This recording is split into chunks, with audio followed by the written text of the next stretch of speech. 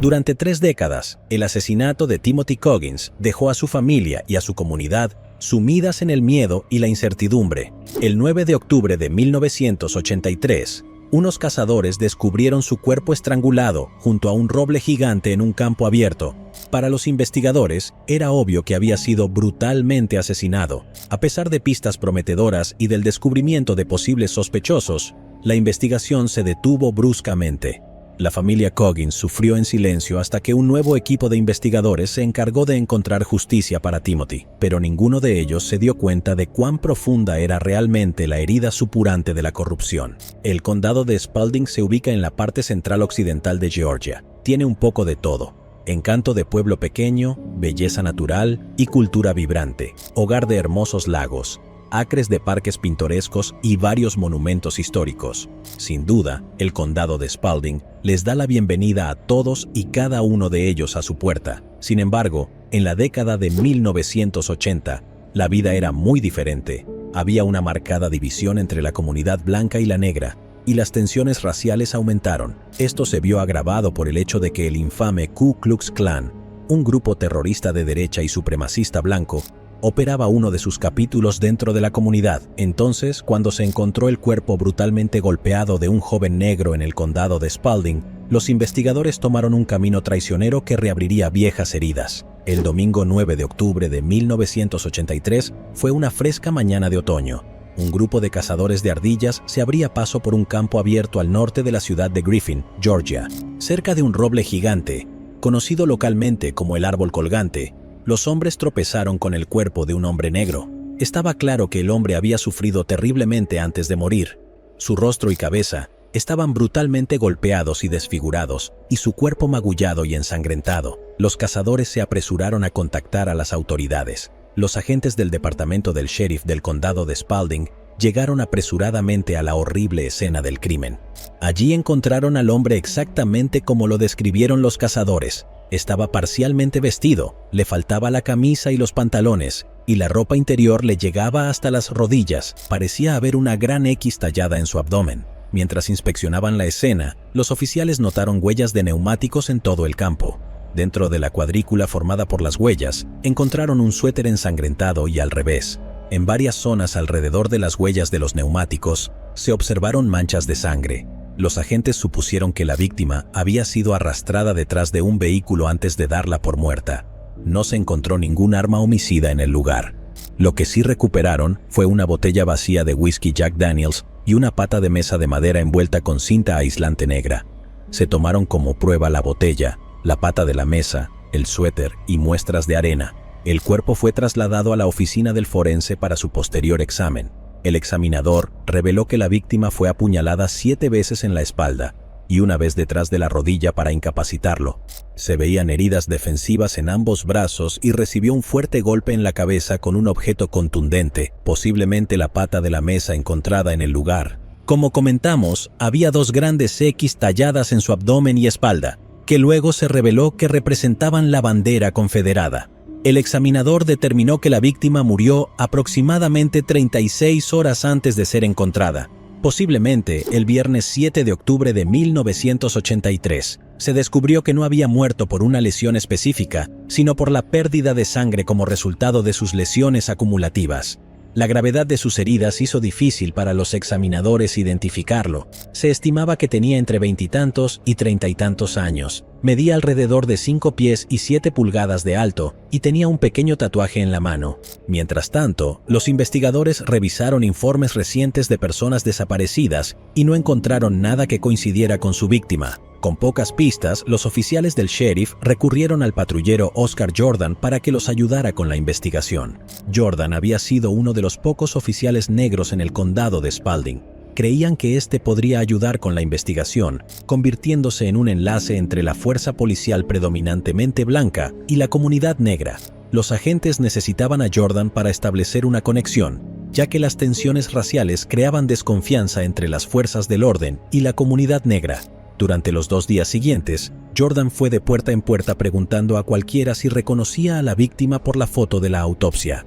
Fue difícil para la gente ponerle rostro al hombre, ya que había sido brutalmente golpeado y desfigurado. Casi se había dado por vencido, hasta que llegó a la casa de Coggins Dorsey en Griffin, Georgia. Allí habló con una joven llamada Talisa Coggins. Al principio, no reconoció al hombre gravemente golpeado en la foto, pero al inspeccionarlo más de cerca, vio el pequeño tatuaje en su mano y le dijo al oficial Jordan que el hombre era su hermano mayor, Timothy Coggins, de 23 años.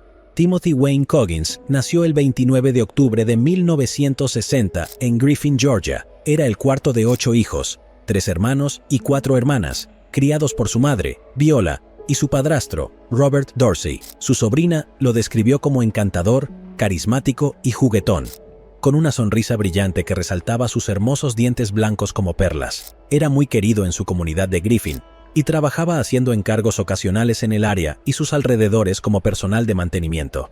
Timothy no se enojaba fácilmente y disfrutaba del lado más alegre de la vida. Compartía un vínculo estrecho con su hermana menor, Talisa Coggins, ya que ella era solo 2 años menor que él. Timothy se tomó el tiempo para enseñarle a su hermana a andar en bicicleta y a moverse sola por la ciudad. Era conocido por ser extrovertido y disfrutaba de una buena fiesta con viejos amigos y nuevos que hacía en el camino. Timothy también era conocido por ser encantador, especialmente con las mujeres, y atraía mucha atención. Sin duda, era el tipo de persona que nunca conocía a un extraño. Consideraba a todos como amigos, nuevos o viejos. Jordan sabía que tenía que empezar desde el principio, y entrevistó a Talisa sobre el último día que vio a Timothy con vida. Según Talisa, ella y Timothy salieron ese viernes 7 de octubre de 1983 a un club llamado People's Choice en Griffin.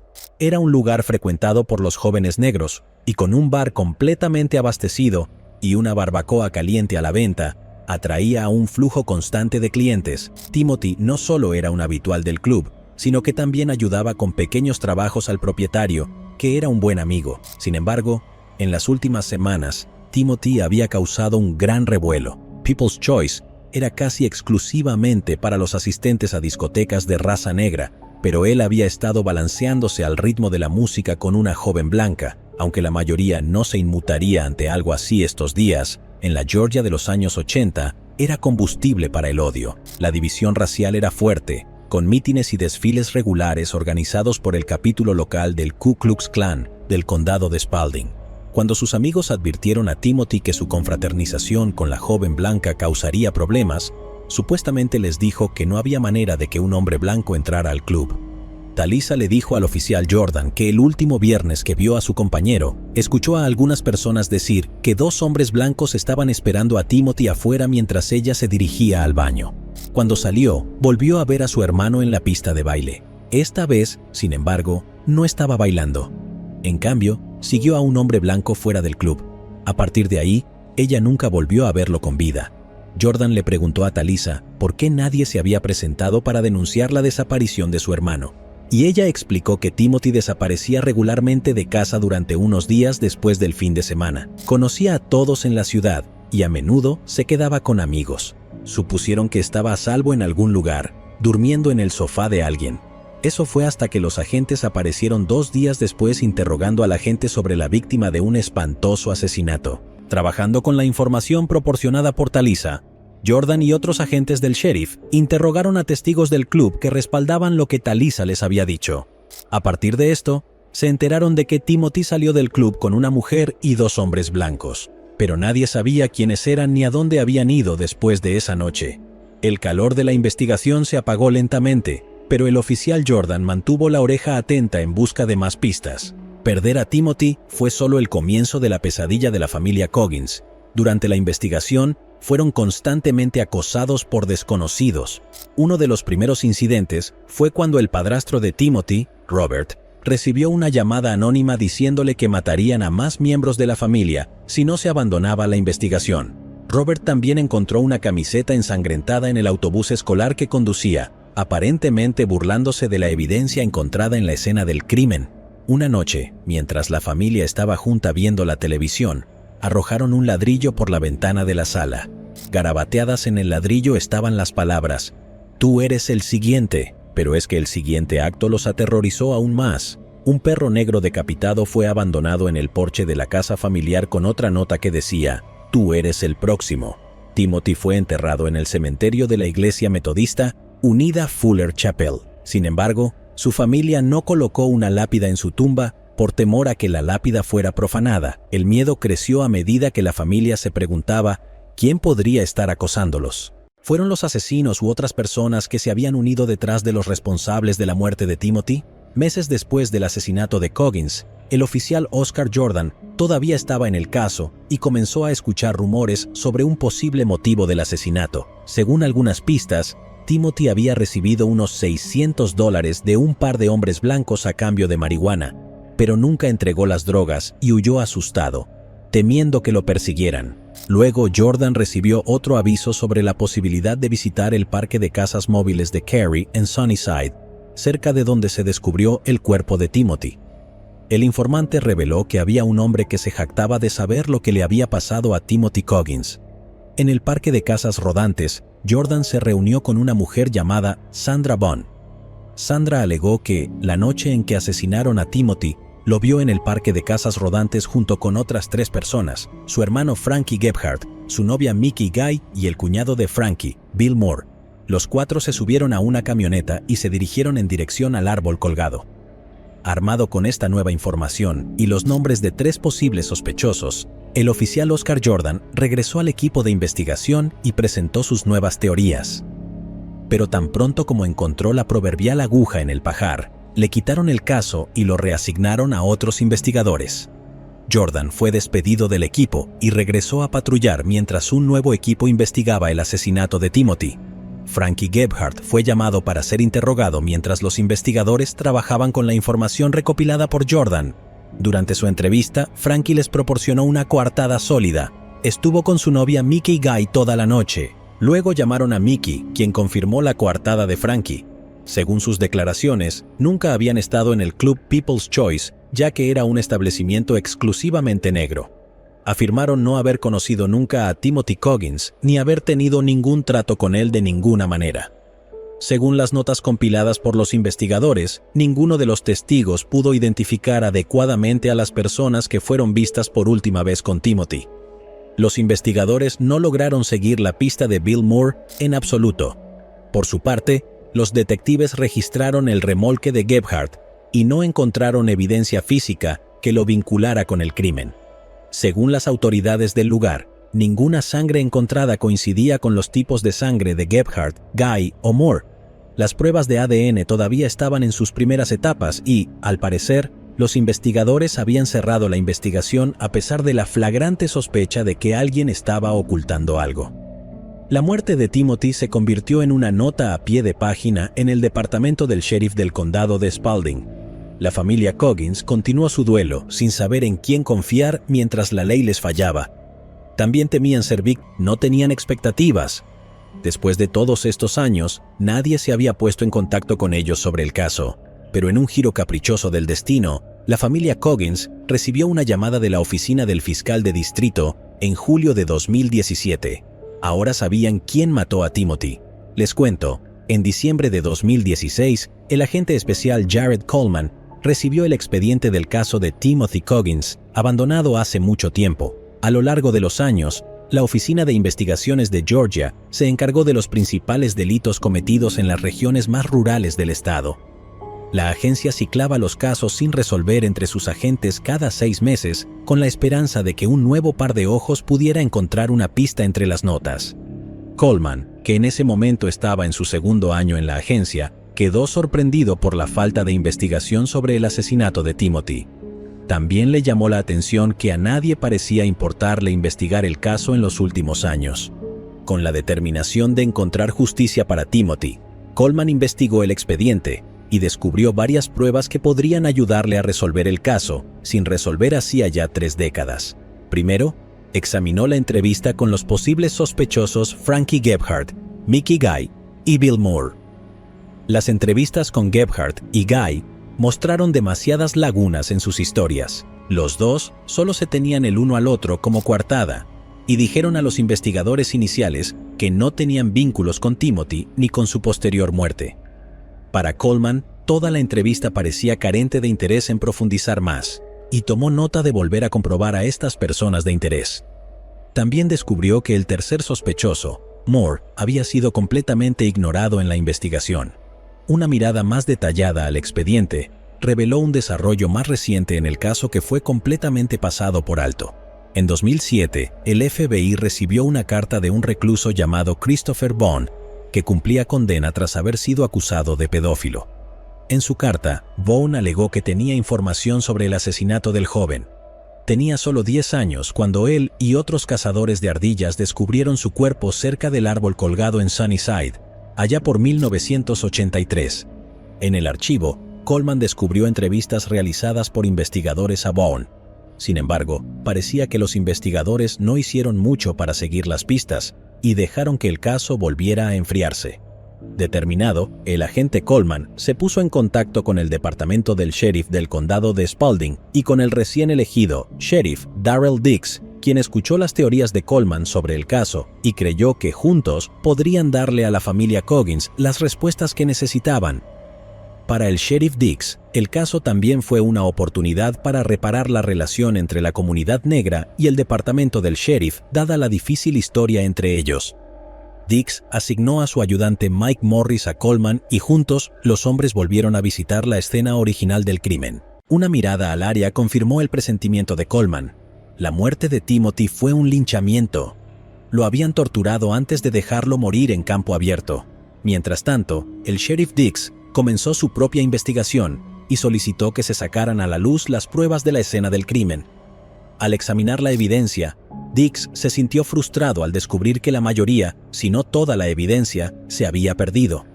Esto incluía la botella de whisky, la pata de la mesa, la sudadera ensangrentada y las huellas de neumáticos. Fue un caso grave de mal manejo de pruebas, o un encubrimiento grave por parte del equipo de investigación original. Decidido, el sheriff Dix comenzó a investigar casos relacionados con crímenes de odio y racismo de la década de 1980 y descubrió el diario de un detective encubierto que intentaba infiltrarse en la sección del Ku Klux Klan del condado de Spalding. El diario data de 1982, un año antes del asesinato de Timothy. En sus notas, el detective describió sus intentos de unirse a las filas del Klan para descubrir a las personas detrás del grupo de derecha. Fue incorporado al Klan y uno de los miembros le dijo que ya habían incorporado a varios funcionarios de alto rango del departamento del sheriff del condado de Spalding y del departamento de policía de Griffin. Para el sheriff Dix, estaba claro que las mismas personas que se suponía que ayudarían a resolver el caso estaban, de hecho, saboteando la investigación. Era hora de regresar y volver a visitar a los sospechosos y testigos. Coleman y Dix tenían sus teorías, y el 26 de abril de 2017, Coleman visitó a Christopher Vaughn en prisión. Dos nombres familiares siguieron apareciendo en el testimonio de Vaughn: Frankie Gebhardt y Bill Moore. Vaughn explicó que en 1983 escuchó a Frankie hacer un comentario sobre el asesinato de un hombre negro mientras asistía a una fiesta. A medida que Vaughn crecía, Gebhardt constantemente mencionaba el asesinato de Timothy Coggins y se jactaba de haberlo matado. Gebhardt también confesó que había quemado todas las pruebas que le vinculaban con el asesinato y las había arrojado a un pozo de su propiedad. Pero Vaughn aún no había terminado. Añadió que, la noche del asesinato de Timothy, vio desde la ventana de su dormitorio a los tres sospechosos, Gebhardt, Guy y Moore, con la víctima. Dijo que conocía un posible motivo del asesinato de Timothy. Según Vaughn, Gebhardt se enfureció cuando descubrió que su entonces novia, Mickey, había estado teniendo una aventura. Pero no era solo el asunto lo que lo había irritado. Era el hecho de que estaba teniendo una aventura con un hombre negro. Al escuchar esto, Coleman y su equipo de investigadores creyeron que Mickey era la misma mujer con la que los testigos vieron a Timothy bailando esa noche. Sin embargo, no pudieron confirmar esto porque Mickey se había mudado de Georgia semanas después del asesinato y falleció en 2010. Sin embargo, los investigadores no se dieron por vencidos. Aunque Mickey estaba fuera de escena, todavía tenían dos sospechosos en su lista. Primero, entrevistaron a Bill Moore. El señor Moore negó con vehemencia conocer a Timothy o estar involucrado en su asesinato. Coleman supo que Moore les estaba mintiendo desde el principio. No lo presionaron más y centraron su atención en Frankie Gebhardt. Gebhardt ya estaba detenido en el centro de detención del condado de Spalding. Estaba detenido por cargos de agresión sexual no relacionados cuando Coleman y su equipo lo visitaron. Gebhardt, de 59 años, negó cualquier conocimiento sobre Timothy Coggins e incluso llegó a afirmar que nunca había oído hablar del caso.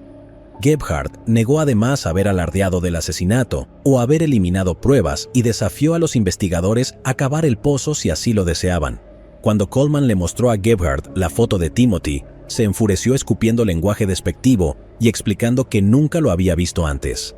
Coleman investigó un poco en el pasado de Gebhardt y descubrió que había pasado toda su vida viviendo en Cary's Mobile Home Park en Sunnyside o cerca de él. Abandonó la escuela y empezó a trabajar como maderero. Los fines de semana, él y su cuñado, Bill Moore, organizaban fiestas salvajes en las que las drogas y el alcohol fluían libremente. Los dos hombres eran considerados inseparables por quienes los conocían, y ambos tenían tendencia a la violencia, presentándose a menudo en el juzgado local. Se dice que una vez mataron a una vaca en el suelo de la cocina de uno de sus remolques. Dada su inclinación por la violencia, vincularlos con el crimen no era tan descabellado. Y, como pronto descubrió Coleman, muchas personas estuvieron dispuestas a hablar una vez que se difundió la noticia de que los investigadores estaban pisándole los talones a los presuntos asesinos de Timothy. En julio de 2017, los investigadores fueron noticia al anunciar la reapertura del caso Timothy Coggins tras nuevas pistas en la investigación.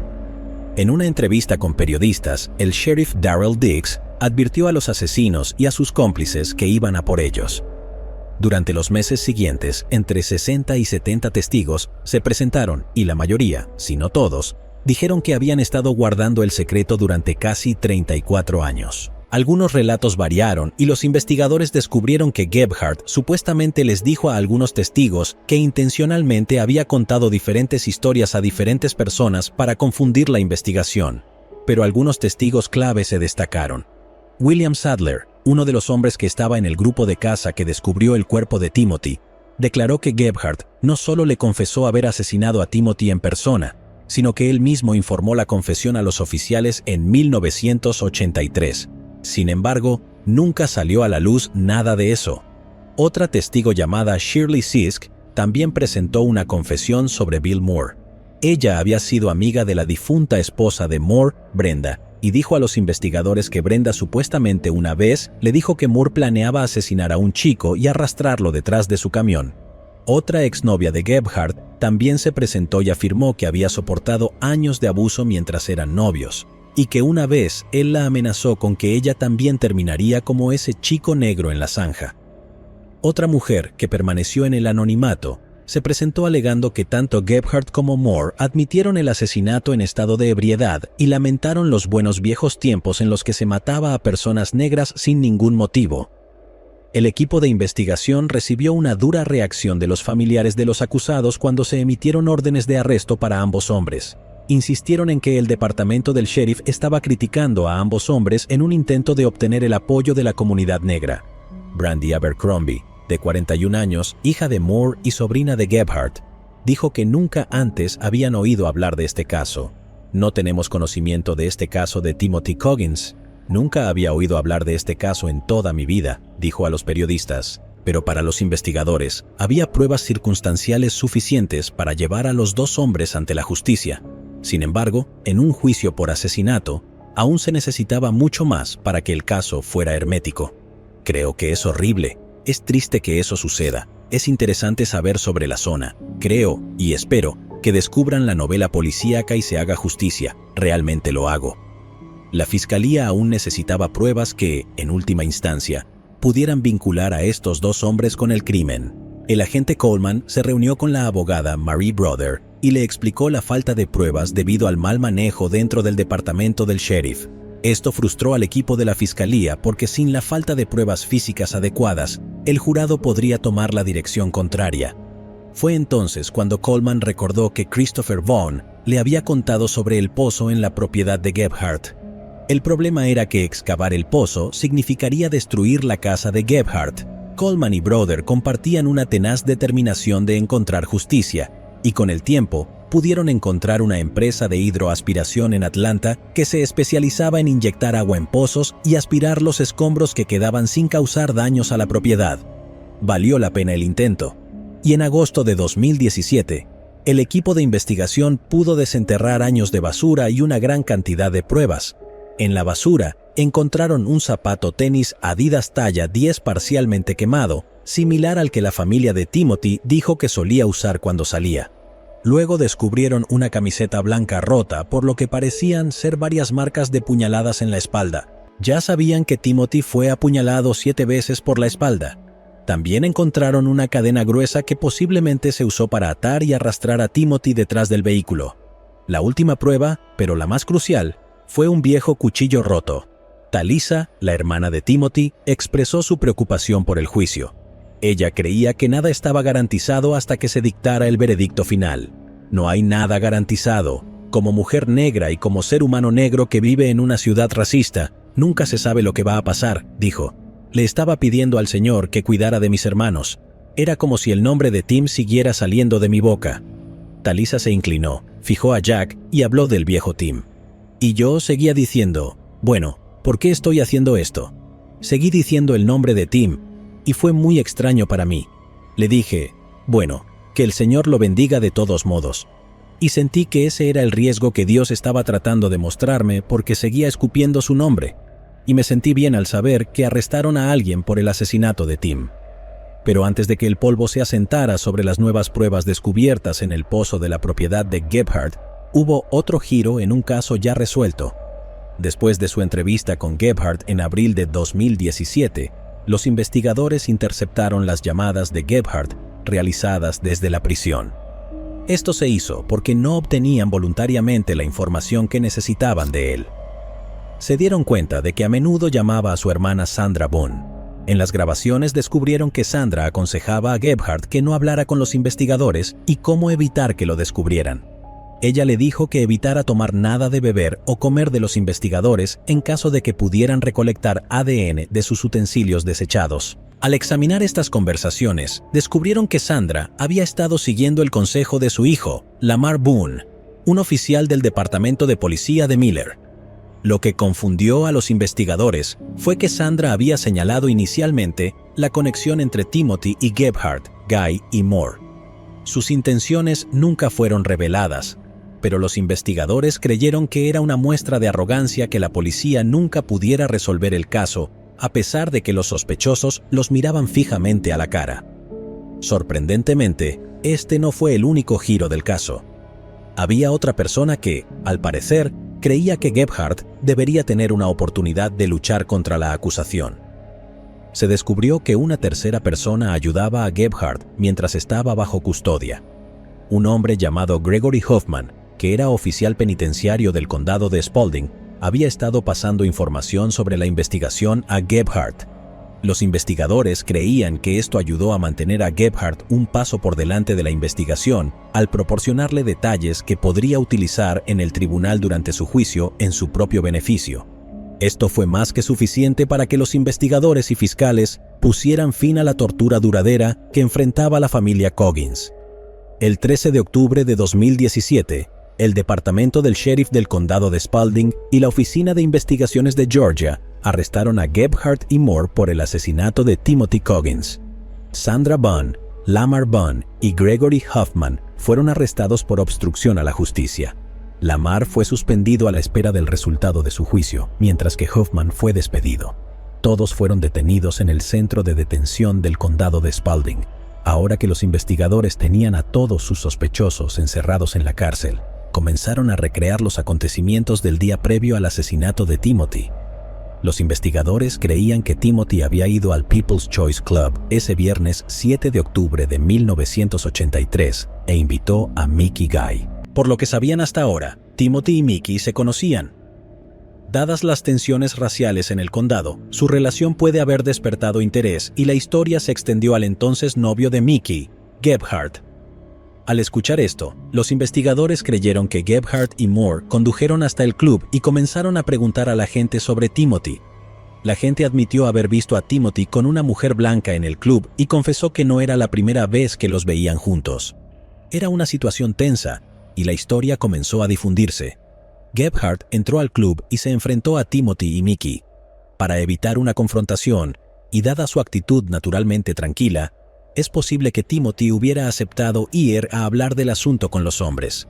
Los cuatro se dirigieron al Carey's Mobile Home Park, donde Gebhardt confrontó a Mickey y Timothy sobre las acusaciones. No están seguros de lo que ocurrió después, pero a partir de las declaraciones de los testigos, dedujeron que los dos hombres llevaron a Timothy y Mickey al campo abierto, cerca del árbol del ahorcamiento, donde lanzaron un ataque repentino y brutal contra Timothy, cortándole los tendones para incapacitarlo y luego apuñalarlo repetidamente por la espalda.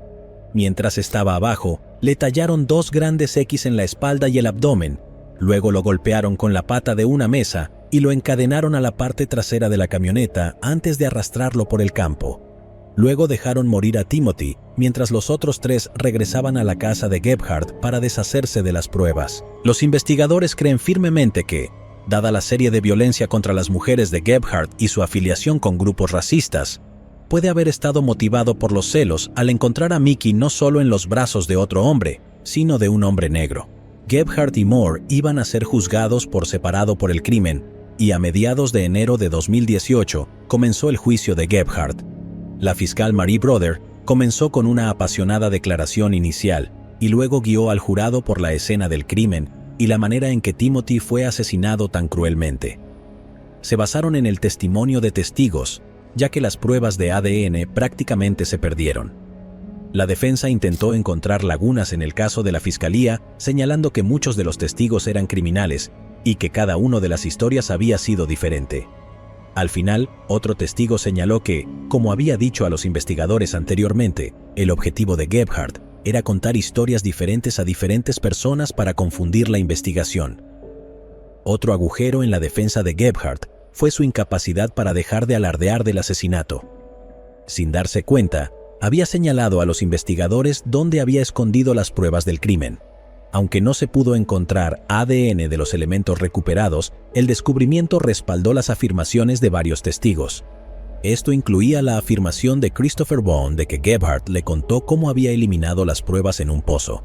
Al final, el presidente del jurado dijo que fueron las propias fanfarronadas de Gebhardt las que acabaron con él.